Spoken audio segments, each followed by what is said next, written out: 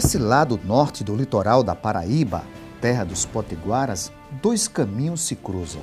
O primeiro que nos conduz numa rota marcada por um cenário natural que enche os olhos.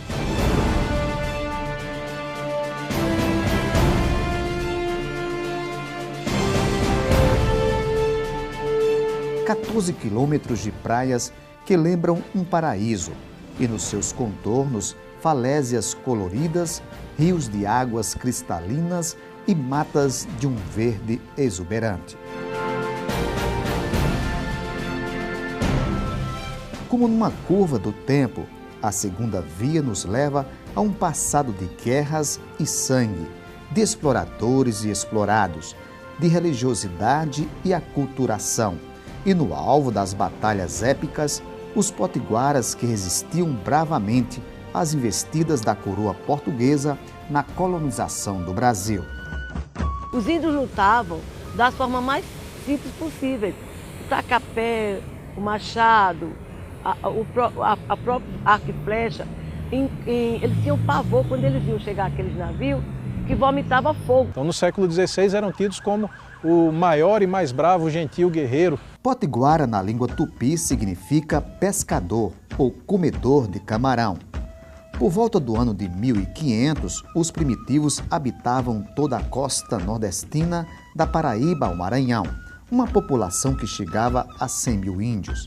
Os potiguaras viviam principalmente entre os rios Mamanguape e Camaratuba, região conhecida antes da colonização por Acaituberó, que no tupi significa cajueiro estéreo, que depois recebeu dos portugueses o nome de Baía da Traição, uma forma pejorativa devido à atitude dos indígenas em resistir à conquista dos invasores estrangeiros. O povo potiguara é uma população indígena que tem uma longa história de contato e interação com a sociedade brasileira, desde o começo do período colonial, né? E essa história de contato e interação também é uma história longa de transformações, né? Um povo indígena que vem se transformando ao longo dos séculos, de modo a continuar como indígena na interação conosco. Para enfrentar os lusitanos, os potiguaras tornaram-se primeiro aliados dos franceses, que aqui exploravam o pau-brasil.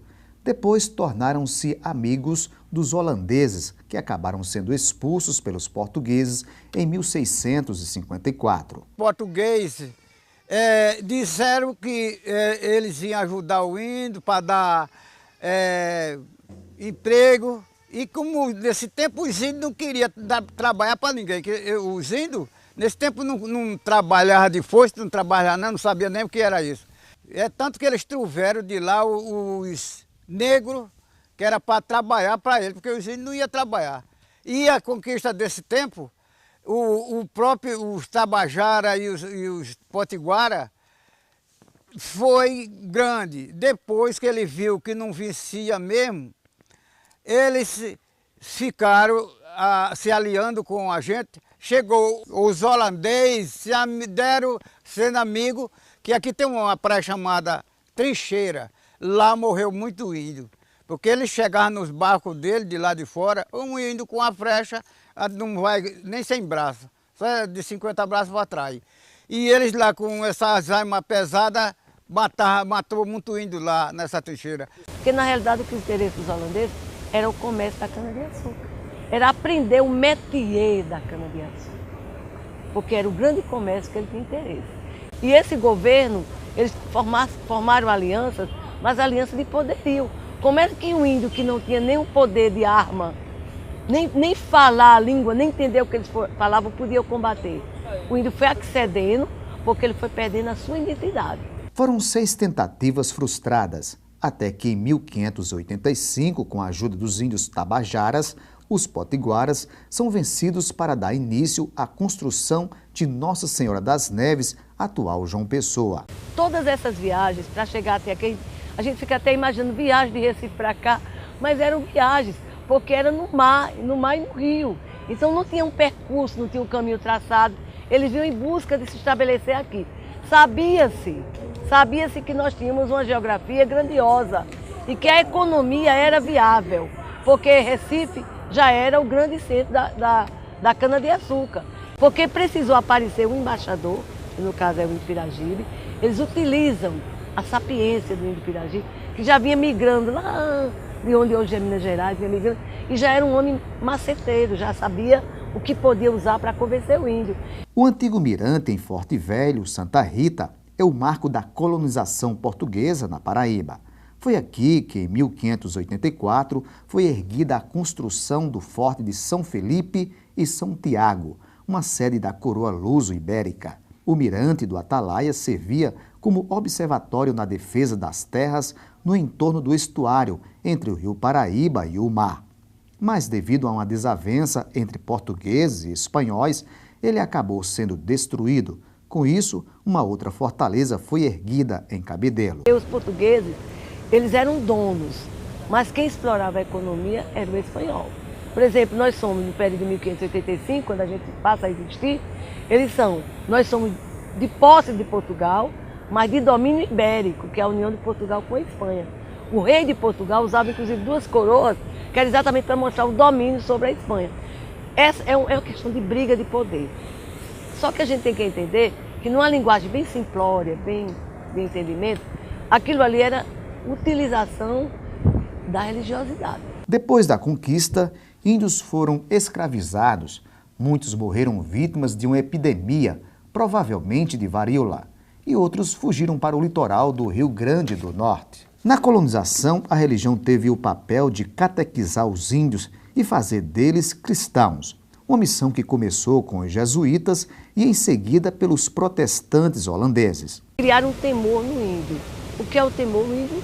Ele amava o sol, a lua, o deus Tupã, o mar, o rio. De repente, lhe é imposto um deus invisível. E que ele tem que perder toda a sua identidade. Ele só vai ser reconhecido pela Espanha e por Portugal no dia que ele se tornar João, Manuel, Pedro, e não Araci, Tupi.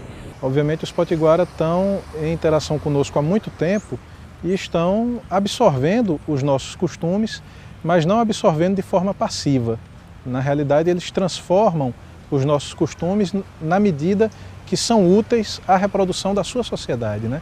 A sua própria transformação enquanto sociedade. Então, nesse sentido, eles incorporaram muito do que é nosso, mas adequaram a eles próprios. Por exemplo, a língua portuguesa, muitos deles dizem que eles falam uma língua própria, o supapado, que seria um português muito próprio falado em supapos, né? Para onde tu vai, mulher? Entra para cá, vamos tomar um cafezinho? Um sotaque específico que seria deles. Né? De outro modo, também a religião. Né? A religião católica, ou a própria religião evangélica também foi adotada por eles, mas com seus signos próprios. Né? A gente vai encontrar entre os potiguara, por exemplo, toda uma mitologia sobre santos católicos que é deles. No século XVII, na batalha entre portugueses e holandeses, o destaque foi para dois guerreiros potiguaras, o capitão Antônio Felipe Camarão, aliado dos portugueses, e Pedro Poti, que lutava nas tropas holandesas. Numa carta, Felipe Camarão tenta convencer Pedro Poti a mudar de lado. Sai desse lugar, que é como um fogo do inferno. Não sabeis que sois cristão, porque vos quereis perverter? O Senhor Deus não permite que fujam ou se percam. Pedro Poti, cheio de convicção, responde: jamais se ouviu dizer que tenham escravizado algum índio. Eles nos chamam e vivem conosco como irmãos. Em todo o país encontram-se os nossos, escravizados pelos perversos portugueses. Abandonai, portanto, primo Camarão, esses perversos. Felipe Camarão morreu como herói em 1648, na Batalha de Guararapes, e Poti, em 1652, em um navio português que o levava para ser julgado pelo Tribunal da Santa Inquisição em Lisboa. A relação dos potiguara com os povos europeus, ela foi bastante complexa e heterogênea, inclusive porque em vários momentos os potiguara se dividiram. Alguns grupos se aliaram aos franceses, outros aos portugueses, outros aos holandeses. Né? Havia uma possibilidade política deles se dividirem entre esses diferentes aliados. Né? Eles estavam fazendo cálculos políticos também de quais desses povos seriam aliados mais interessantes. Tanto é que, já avançada a ocupação holandesa, havia dois partidos entre os potiguara. O partido dos portugueses, católico, e o partido dos holandeses, protestante. né? E esses partidos mandavam cartas, né? Trocavam cartas entre eles na língua tupi, dizendo, olha, é melhor você abandonar essa religião de infiéis e vir para o catolicismo. Outro dizia, olha, abandone a sua religião de idólatras e venha para a verdadeira religião reformada cristã. Em novembro de 1700, um alvará do rei de Portugal estabelecia uma légua de terra para cada aldeia de 100 casais de potiguaras, isso mantido por Dom Pedro II em 1860. Mas é no século XX que vem um novo embate dos potiguaras pelo direito da terra. Não longe das margens do rio Mamanguape, surge uma intrigante cidade, próspera, de construções que mais lembravam a Alemanha na época do nazismo. Em 1924, os irmãos suecos Frederico e Arthur Lundgren escolhem Rio Tinto para a instalação de uma grande fábrica de tecidos, uma área com mais de 600 quilômetros quadrados. O empreendimento econômico logo deu lugar a uma vila de operários. Afastada da vila, a imponência da mansão dos Lundgren, cercada por muros e portões de ferro. Dentro, cômodos que remetem a um dos períodos mais tenebrosos da humanidade.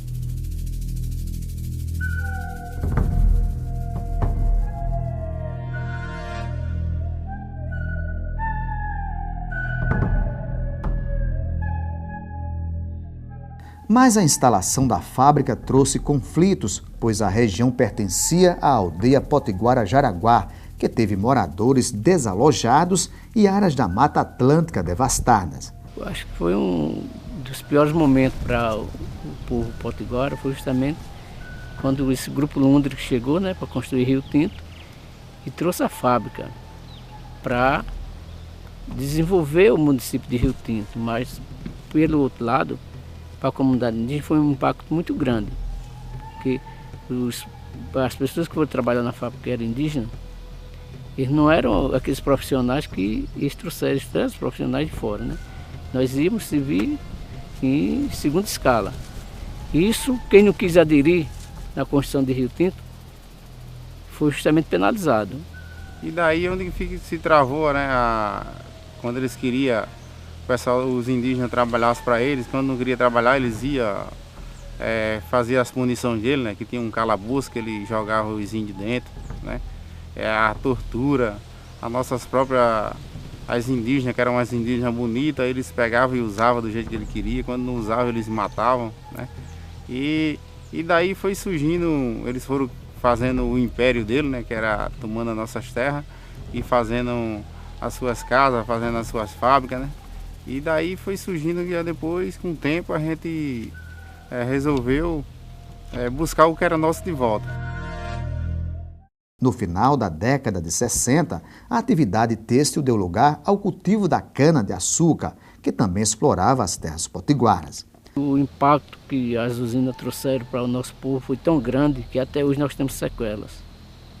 Dos rios que está aí morrendo, o mangue, quando eles plantam cana que vão aguar, desce o vinhoto para o rio e mata no mangue os peixes. O usineiro chegou para lá, chegava junto dos índios, falava para ele, você quer vender essa casinha, que as casas tudo eram nesse tempo era de paia, quer vender essa casinha? O cabelo não vende não. Outro para ali, na frente, já dizia eu vou vender. Que era com medo de morrer, porque eles queimaram muita gente lá na fábrica. Muito índio morreu lá. Mas foi em 1991 a primeira demarcação da terra indígena potiguara, delimitando-se um território de mais de 26 mil hectares. Ao todo, a nação potiguara é composta por mais de 20 mil pessoas, a segunda maior população indígena do Brasil, vivendo atualmente em 32 aldeias nos municípios de Rio Tinto, Marcação e Baía da Traição, cada uma liderada por um cacique. E a gente conseguimos de volta do Rio do Gelo até a aldeia Três Rios, a gente tem conseguido alguns êxitos, né? As casas que eram dos Lundgren não é mais, hoje é dos indígenas. Esse próprio palácio aqui. E a gente hoje é nosso, a gente pegou ele de volta, que é a terra que é nossa. Ainda hoje os potiguaras desenvolvem a agricultura de subsistência, pesca e criação de gado. A cultura potiguara começa a ser resgatada através do ensino da língua tupi nas escolas das aldeias.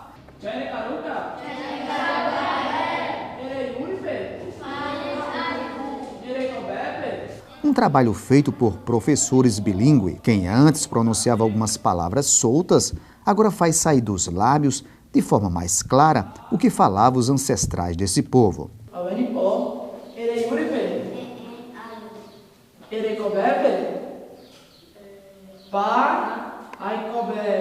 Antes tínhamos, mas não tínhamos esse aparato todo que temos hoje.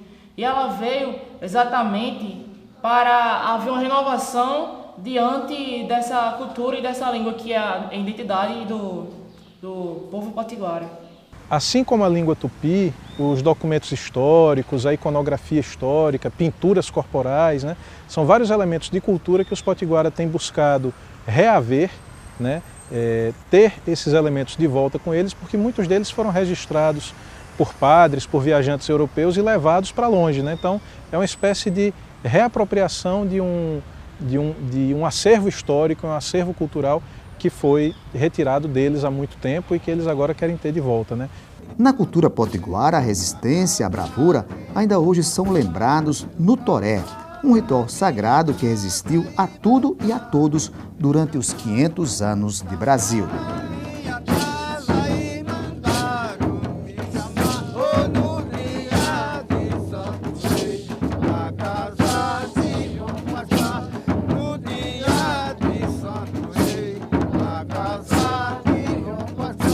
O rito é dançado em ciclos sobrepostos.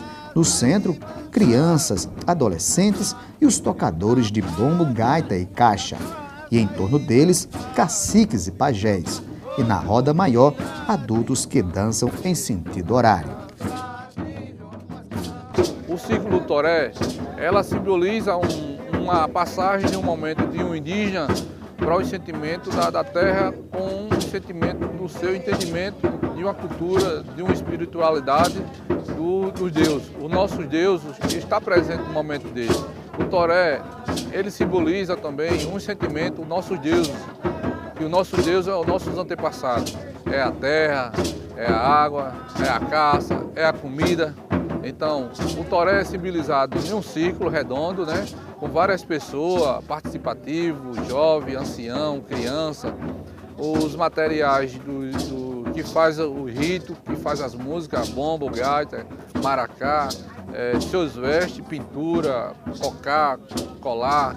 Então, isso tudo representa o toré. Isso tudo simboliza um círculo que chama um entendimento da cultura indígena. Nas trilhas dos potiguaras estão as maiores áreas de preservação ambiental do estado. São 32 quilômetros pelo litoral, de Lucena, na margem esquerda do rio Paraíba, passando pela Barra de Mamanguape, Baía da Traição, até a fronteira com o Rio Grande do Norte. No mapa, um verdadeiro tapete ecológico, desenhado por rios, manguezais, dunas e remanescentes da Mata Atlântica. O maior símbolo de preservação e resistência está na Barra de Mamanguape, onde está o Santuário do Peixe-Boi Marinho. Os recifes de coral só aumentam a riqueza dessa natureza. Por aqui, a aventura pode ser feita por trilhas na mata ou em canoas nos manguezais. As trilhas dos potiguaras nos levam ao Parque Ecológico do Caranguejo Uçá, localizado no distrito de Barra de Camaratuba, município de Mataraca.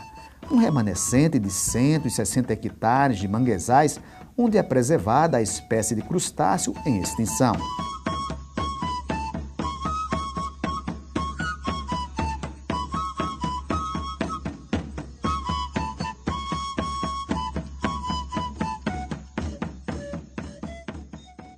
Ter acesso a esses lugares paradisíacos se tornou fácil depois que o governo do estado recuperou e asfaltou as estradas de Forte Velho, a BR-101 e Barra de Camaratuba, como forma de fomentar e desenvolver o turismo sustentável, assim como a divulgação e o resgate da cultura dos índios potiguaras no litoral norte da Paraíba. Nós mapeamos dentro dessas comunidades todo o potencial que elas tinham, tanto no aspecto físico, geográfico, histórico, como também de infraestrutura.